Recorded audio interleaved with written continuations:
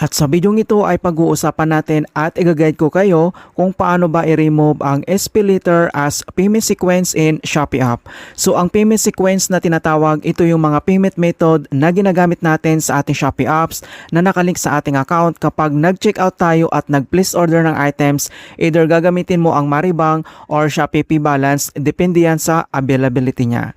And next step, kailangan mo lang mag-login or i-open mo lang dito ang yung Shopee app and then click mo lang. Dito lang sa ating Shopee homepage, and then kailangan mo lang i-select dito yung Meetup profile na makikita dito sa bottom right corner. And then dito lang sa ating Shopee profile homepage, dito lang sa top right corner, makikita mo dito yung icon settings katabi lang ng basket, kailangan mo lang yan i-click. And dito na tayo sa Shopee account settings, under lang dito sa my account, kailangan mo lang i-select dito yung bank accounts/cards and then i-click mo lang.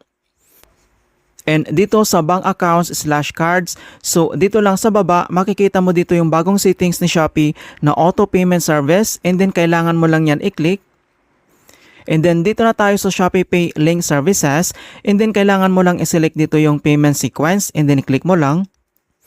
So dito sa payment sequence, makikita mo na dito yung current sequence na ginagamit natin, ang Shopee P-Balance, Maribang, and then yung SPLater natin. So kung paano ba natin i-remove yung SPLater natin as payment sequence, so dito lang sa right corner, makikita mo dito yung edit na yan, and then kailangan mo lang yan i-click. And then next, dito naman sa left corner, kailangan mo lang i-select dito yung icon na circular icon na may X. So, kailangan mo lang yan i-click.